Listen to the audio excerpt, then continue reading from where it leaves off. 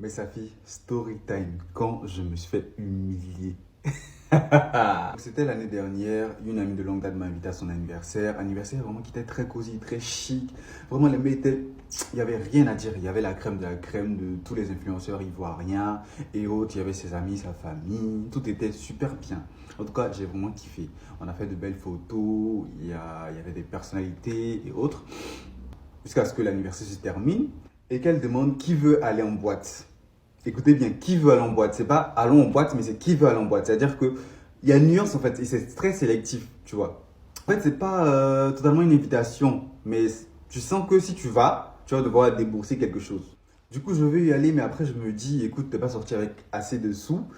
Si tu vas en boîte, c'est sûr que le champagne là-bas, le vin, les liqueurs et tout, tu ne pourras pas gérer parce que tu n'as pas assez de sous. Du coup, rentre chez toi. Mais il y a mon ami Romuald, parce que oui, j'étais avec mon ami Romuald, avec mon ami aussi Mike. Voilà. Il y a Romuald qui dit non, mais allons en boîte et tout. T'inquiète pas, il y a ma pote là, elle va tout gérer et tout. Tu vois. Il avait une de ses potes aussi qui était avec nous. Elle va tout gérer. J'ai dit, Romuald, tu es sûr en fait.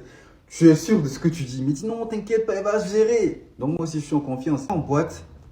Du coup, arrivé en boîte, l'ambiance est chic, les filles ont des coupes de champagne, tout le monde danse ici, ça danse par là. Moi, je suis là au départ, je bois pas parce que je sais pas, on m'a pas donné une coupe de champagne et tout, je comprends pas. Donc, je bois pas, je danse, je me suis levé, j'ai dansé jusqu'à... Franchement, j'ai trop dansé. Jusqu'à après, je suis venu m'asseoir, je me suis dit, bon, quand même, voilà.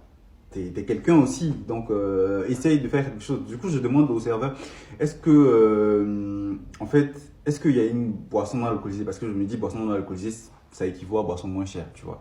Du coup, voilà, je demande et le serveur me dit, oui, le champagne là, c'est pas alcoolisé.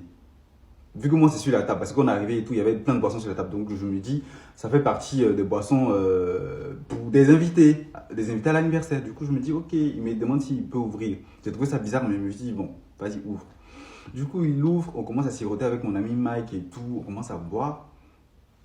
Et on est là 30 minutes après. Moi, j'étais en train sur la piste de danse, je me dis, on a bu le champagne et tout. Bon, ça suffit, on va pas abuser parce qu'on sait jamais. Peut-être que, voilà, c'est. Parce que, franchement, je me disais, c'est bizarre un peu, tu vois. Je me disais qu'à tout moment, ils pouvaient venir me demander l'argent, enfin, du champagne. Mais, voilà, je voulais pas avoir cette option-là. Le serveur revient vers moi, il me dit, voilà, là, on commence à faire les comptes et tout. Du coup, voilà, vu que la boisson n'a pas encore été gérée, j'aimerais avoir les sous, en fait.